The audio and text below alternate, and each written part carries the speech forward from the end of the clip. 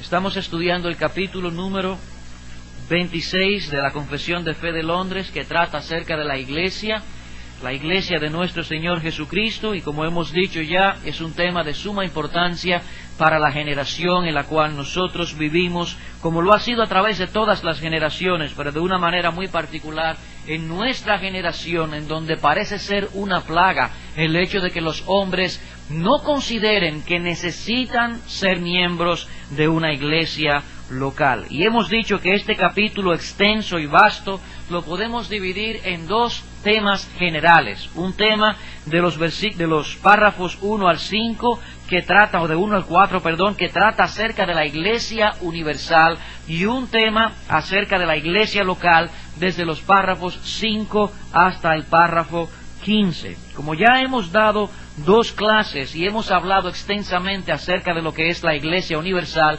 yo me atrevo a decir que si preguntara delante de ustedes ¿qué es la iglesia universal?, muchas manos se levantarían para darme una respuesta, ¿verdad? ¿Qué es la iglesia universal? Uy, yo dije muchas manos, no veo ni una sola. Parece que hay temor en la audiencia. Hermano Ricky.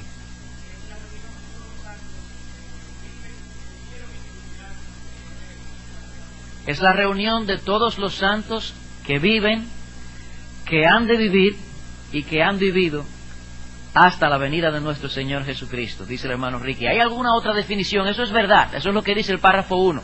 ¿Hay alguna otra definición que puedan tener en su mente, que pueda ser sencilla también, que es la iglesia universal?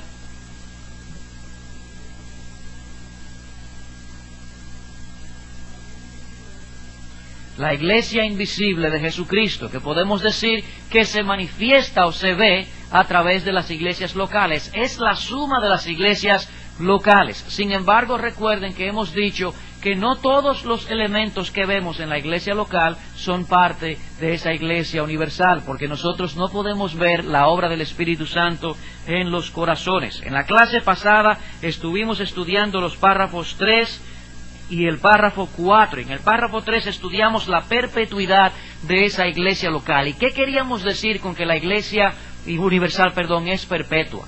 ¿Qué queríamos decir con el hecho de que la iglesia universal es perpetua? ¿Quién responde esa pregunta? Hermana Yadira.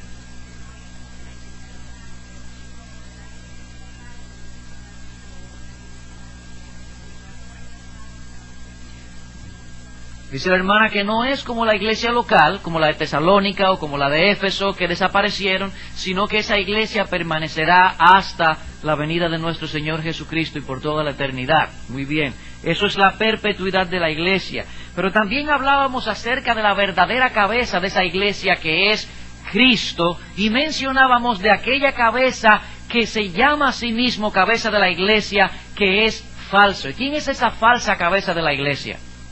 ¿Quién es esa falsa cabeza de la iglesia? El Papa. ¿Por qué nosotros podemos asegurar que el Papa es una falsa cabeza de la iglesia? ¿Por qué podemos asegurar esto? Que el Papa es una falsa cabeza de la iglesia. Veo una mano por allá atrás. Hermana Elsa.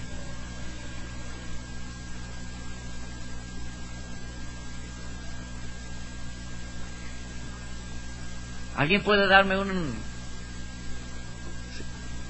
que Jesucristo no dejó a ninguna persona física, sino al Espíritu Santo como su representante, y nadie puede llamarse entonces vicario, ¿verdad?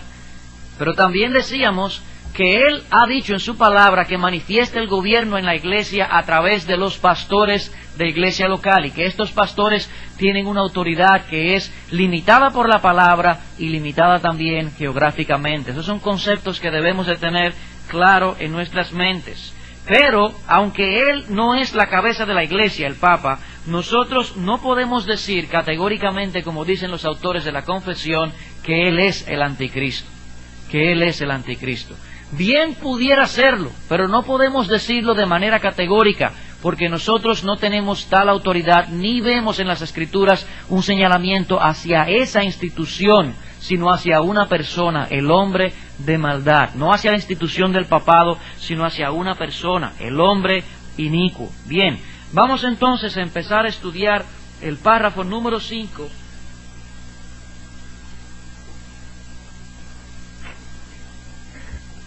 Que lo tocamos someramente en la clase pasada. Vamos a ver el párrafo número 5. Decíamos que, habiendo examinado la Iglesia Universal, ahora vamos a ver los párrafos que tienen que ver con la Iglesia local, Recuerden que estos párrafos aparecieron originalmente como un apéndice de la Confesión de Savoy y que los autores de la Confesión de Londres pensaron que era importante que aparecieran como parte íntegra, parte de la confesión.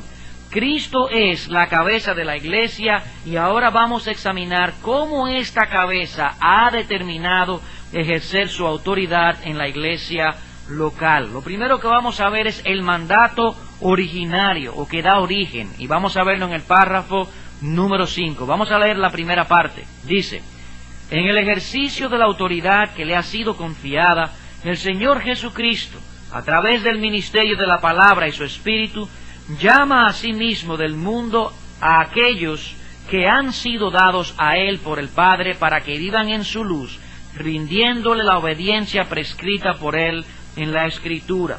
Este párrafo nos enseña que la iglesia local tiene su origen en Jesucristo, quien es la cabeza viviente de la iglesia. El origen de la iglesia local está en Cristo mismo. ¿Y cómo se origina esa iglesia local?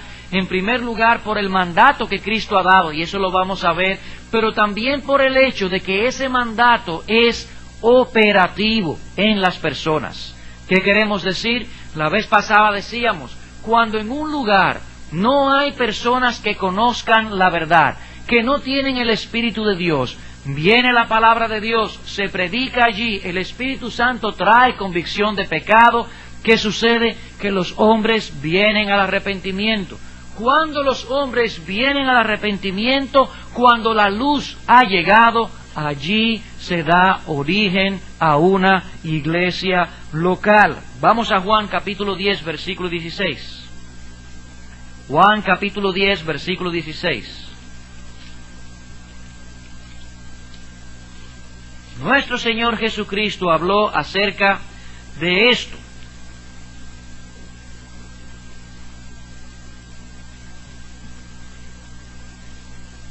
Hablando a los judíos en la época en que nuestro Señor estuvo vivo, cuando estuvo entre nosotros, cuando tenía una naturaleza humana no glorificada, nos dice en el versículo 16, hablando acerca del buen pastor: también tengo otras ovejas que no son de este redil. A aquellas también debo traer, y oirán mi voz, y habrá un rebaño y un pastor. Dice Cristo, hay ovejas, todavía no son ovejas, pero ellas no son de este redil. Cuando la palabra mía llegue a ellos, cuando esa palabra haga una obra en sus corazones y ellos se conviertan, ellos también serán parte de este redil, y habrá un solo rebaño y habrá un solo pastor. Esto es lo que Cristo nos ha dejado a nosotros. Cuando la palabra de Dios obra y opera en el corazón de los hombres, allí en aquel llamamiento se inicia una obra en donde se está colocando la iglesia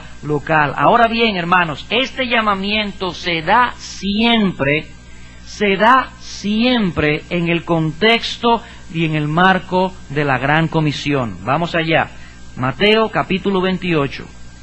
Mateo capítulo 28. Recuerden que la vez pasada decíamos que el mandato se encontraba en ese texto, y queríamos que ustedes en su casa examinaran ese texto y vieran a ver de qué era que estábamos hablando. Mateo capítulo 28, versículos 18 al 20.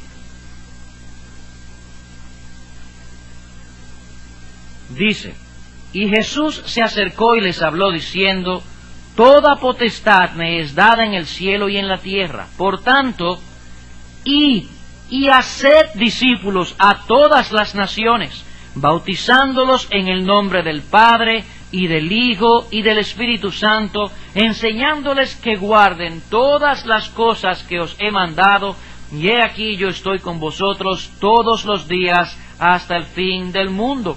Cuando Cristo salva a los pecadores, cuando Cristo trae su palabra y el Espíritu Santo da el entendimiento, ¿qué es lo que nuestro Señor Jesucristo quiere que suceda con esa persona? Dice Él: haced discípulos, primeramente bautizándolos y en segundo lugar enseñándoles.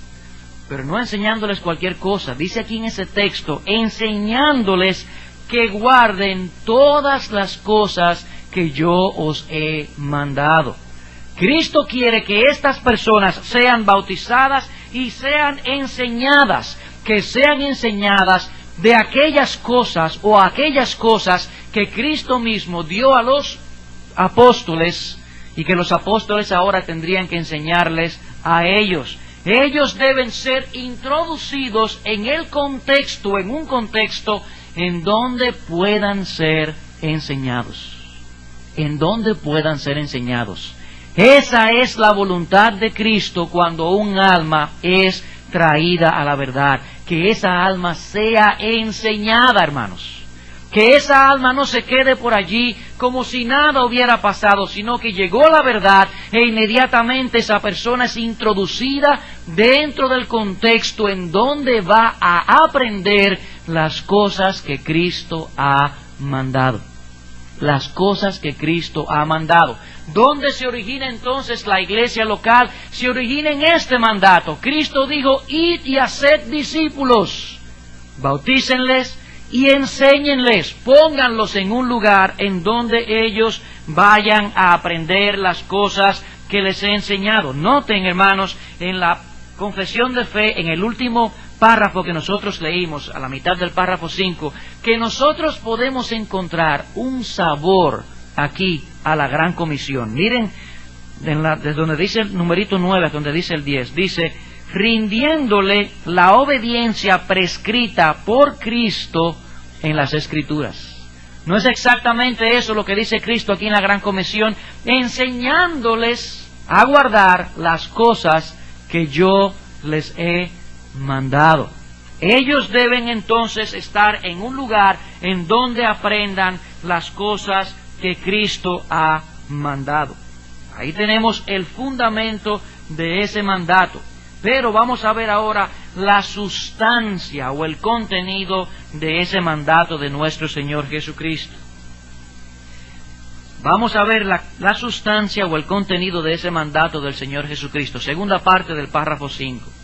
Dice, Él ordena a estos llamados a formar sociedades particulares o iglesias que promuevan su bien común y a participar en la adoración pública que Él requiere que ellos lleven a cabo mientras estén en este mundo.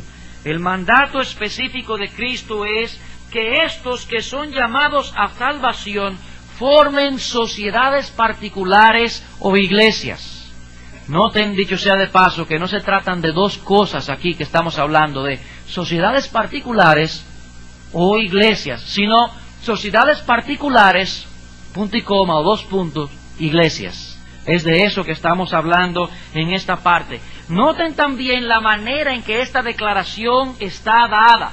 No nos dice aquí que cuando una persona es llamada a salvación, Cristo sugiere que tal vez sería bueno y muy beneficioso para la persona que él formara una sociedad particular. Ellos dicen aquí de manera muy enfática, Él ordena. Cristo ordena. Es un mandato. Es un mandato de nuestro Señor Jesucristo, quien es la cabeza de la iglesia. Él está diciendo que su pueblo, aquellos que son llamados de las tinieblas a la luz, para que puedan rendir adoración a nuestro Dios, ese pueblo tiene que formar sociedades particulares o iglesias para de esa manera estar dentro del precepto de Cristo, su voluntad, y allí en ese contexto poder ser enseñados a guardar las cosas que Cristo nos ha mandado. Este mandato crea la estructura o contexto, como ya dije, en que la gran comisión ha de ser llevada a cabo. Para poder llevar a cabo esa gran comisión, nos es necesario que los discípulos, los llamados por Cristo, sean puestos en este lugar. Cristo desea que cada uno de esos llamados esté colocado en una iglesia. Esto es lo que Él desea y esto es lo que está en su mente. Él desea que este mandato de la Gran Comisión sea llevado a cabo a través de los pastores y los maestros en las iglesias locales. Efesios, capítulo 4. Hermanos, estamos tratando de probar algo que algunos de ustedes conocen. Sencillamente que en la mente del Señor no hay otro contexto para la enseñanza que no sea la iglesia local. La iglesia local. Hablando a los santos en Éfeso, dice en el capítulo 4, en el versículo 11 en adelante: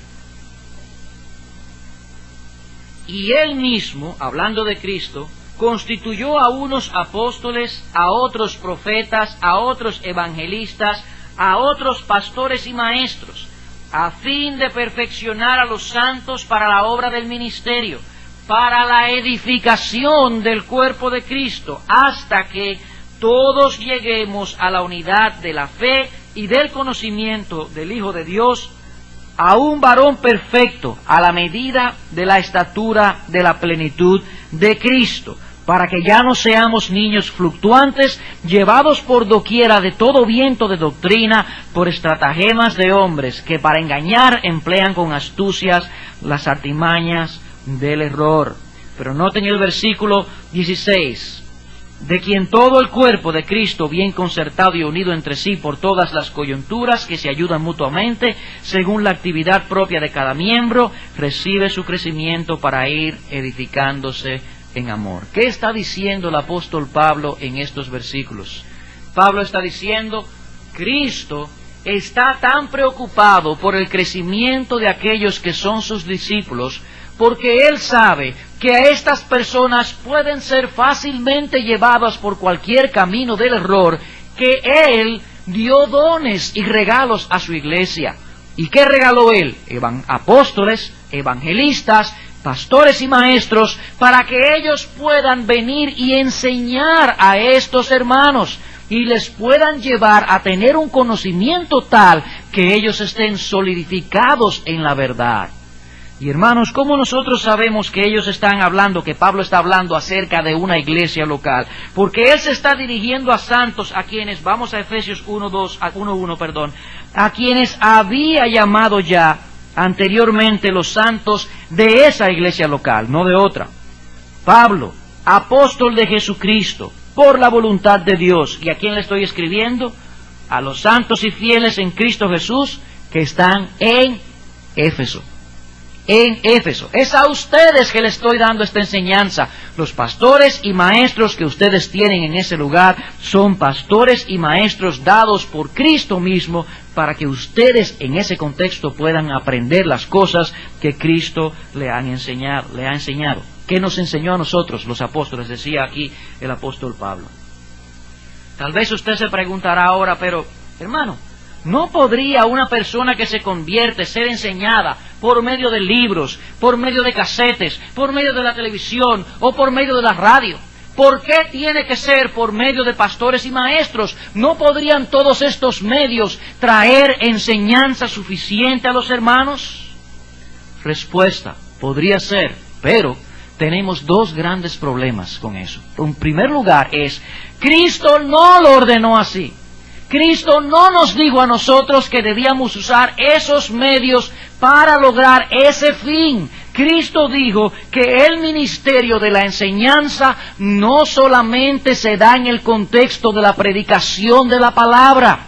La enseñanza que Cristo quiere que cada uno de nosotros reciba no se encuentra exclusivamente en el ministerio de la predicación de la palabra, sino que también se da, ¿saben en qué, hermanos? Se da en el contexto de la comunión de los hermanos y de estar en interacción los unos con los otros. Hebreos capítulo 10.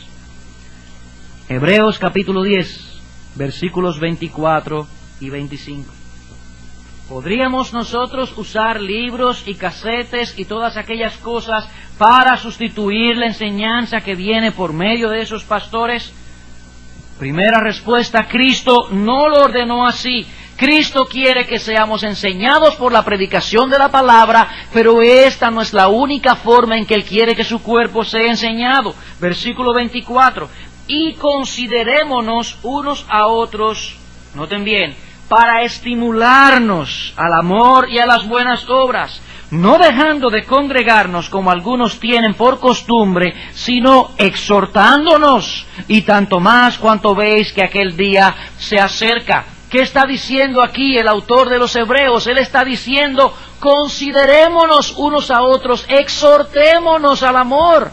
Y hermanos, ¿cómo puedo yo exhortar a una persona que yo jamás he visto y que no conozco, y que está en su casa y que dice ser creyente y nunca he visto su cara? ¿Cómo puedo yo también reprenderlo? ¿Cómo puedo yo también a esa persona orar por él o conocer sus necesidades? ¿Cómo puedo yo saber cuáles son los problemas de carácter de esa persona y traer enseñanza bíblica si yo jamás tengo ningún contacto con esa persona? La enseñanza que viene de parte de Dios para su pueblo se da primariamente en la predicación de la palabra, pero no exclusivamente en la predicación de la palabra. Hay muchas otras cosas, hermanos, que nosotros aprendemos en el roce, en el cuerpo de Cristo, los unos con los otros.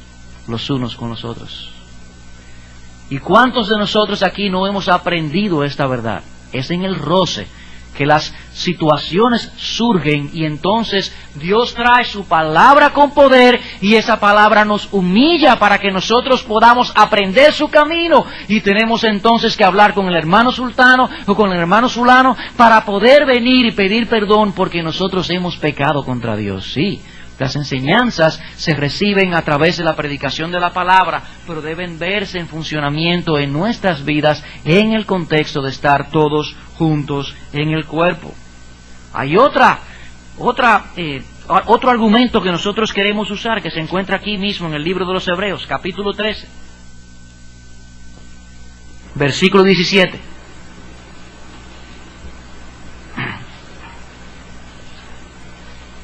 No solamente debemos unirnos y estar juntos en este contexto para ser exhortados, motivados al amor, reprendidos, sino que también se nos dice en Hebreos 13:17 lo siguiente: obedeced a vuestros pastores y sujetaos a ellos, porque ellos velan por vuestras almas, como quienes han de dar cuenta, para que lo hagan con alegría y no quejándose, porque esto no os es provechoso. Yo pregunto, hermanos, ¿cómo puede algún pastor dar cuentas delante de Dios por una oveja a quien él jamás conoció?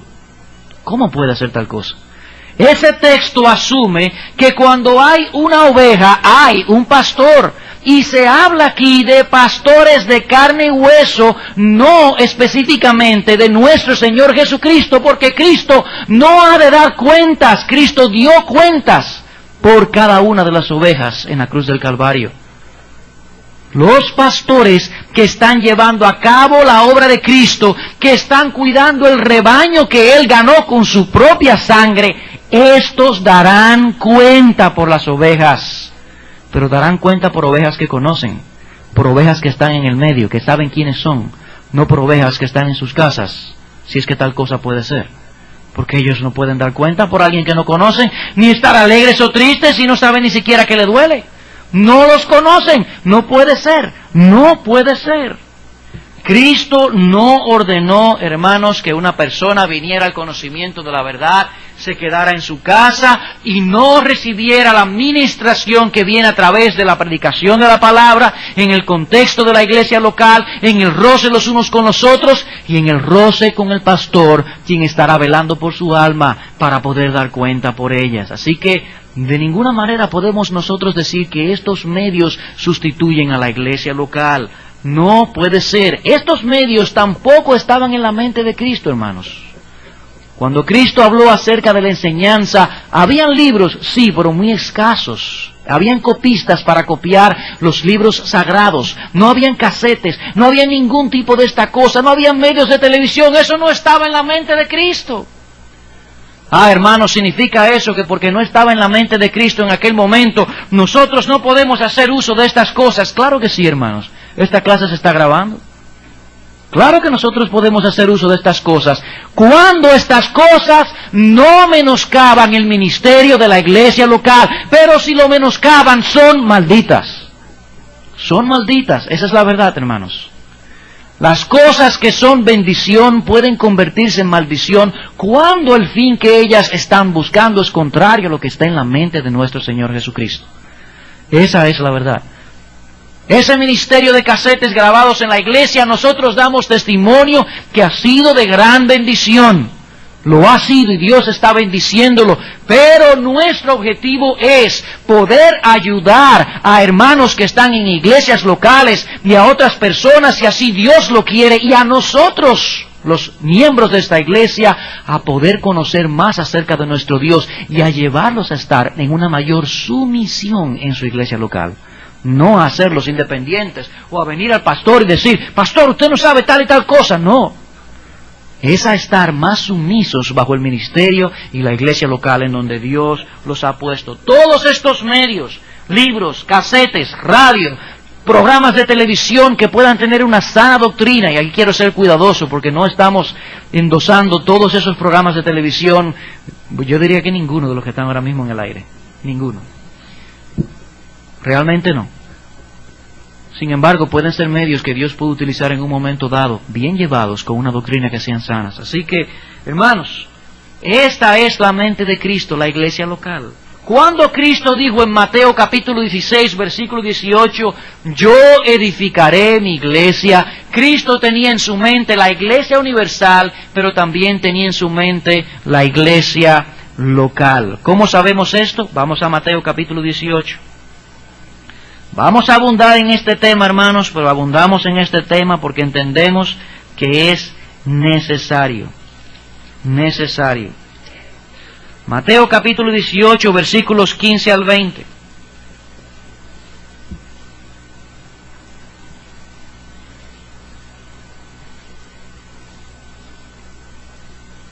Por tanto, si tu hermano peca contra ti, ve y repréndele estando tú y él solos. Si te oyere, has ganado a tu hermano. Mas, si no te oyere, toma aún contigo a uno o dos, para que en boca de 2 o 3 testigos conste toda palabra. Si no los oyere a ellos, dilo a la iglesia. Y si no oyere a la iglesia, tenle por gentil y publicano. Tenle por gentil y publicano. ¿Qué estamos nosotros viendo aquí en esta porción? Que nuestro Señor Jesucristo, cuando había dicho en Mateo capítulo 16 que Él iba a edificar a su iglesia, Él no solamente tenía en su mente la iglesia universal, sino también la iglesia local, y este texto lo prueba. ¿Y cómo lo prueba este texto, hermanos? Lo prueba de la siguiente manera. ¿Cómo puede alguna persona ser sacada de la iglesia y tenida por gentil y publicano si tal persona antes de ser sacada no es incluida en la iglesia? Para uno ser sacado de este salón, lo primero que tiene que haber hecho es entrar a este salón, y entonces somos sacados fuera. Pero en segundo lugar, alguien puede decir, sí, él fue incluido en la iglesia universal. ¿Cómo puede una iglesia universal reunirse para entonces conocer el caso de un hermano que anda en desorden en Jerusalén, poder decidir y entonces sacarlo de la iglesia universal? Eso no es posible. En la mente de nuestro Señor Jesucristo, en este texto aquí, había un contexto muy localista. Él estaba pensando en la congregación de los santos, en un lugar particular, y hablando acerca de ellos, decía, si alguna persona de ustedes no anda como debe de andar, hagan esto, y si finalmente no consiente, retírenlo de la membresía de la iglesia local. Cristo es el único que puede sacar de la membresía de la iglesia universal, porque sencillamente nunca lo ha metido. Nunca lo ha metido. Nosotros somos llamados a sacar de la iglesia local, porque muchas veces en nuestra falta de juicio, o porque somos engañados, personas que no son parte de esa iglesia universal son incluidos como miembros de la iglesia local. Así que la mente de Cristo está necesariamente centrada en la iglesia local. Y cuando este párrafo habla acerca de sociedades particulares o iglesias, está hablando de aquello que Cristo tenía en su mente. Hermanos, ¿qué fue lo que los autores o los apóstoles formaron a través de toda su obra misionero. No fueron precisamente las iglesias locales. Eso no fue lo que los apóstoles hicieron. Los apóstoles reciben el mandato de Cristo de primera mano y salen a hacer la obra de Cristo al mundo. ¿Y qué obra hacen ellos? Vamos a Hechos capítulo 14. Si alguien entendió a Cristo, fueron los apóstoles.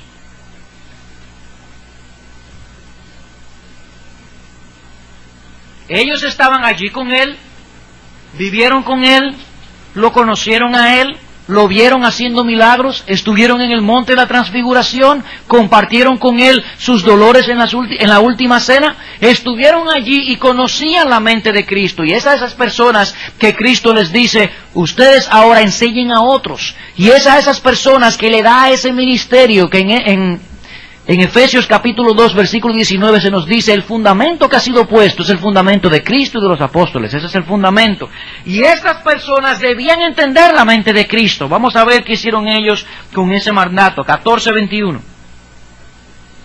Y después de anunciar el evangelio a aquella ciudad y de hacer muchos discípulos, volvieron a Listra, a Iconio y Antioquía, confirmando los ánimos de los discípulos, exhortándoles a que permanecieran en la fe y diciéndoles, es necesario que a través de muchas tribulaciones entremos en el reino de Dios. Y constituyeron ancianos en cada iglesia, y habiendo orado con ayunos, los encomendaron al Señor en quien habían creído.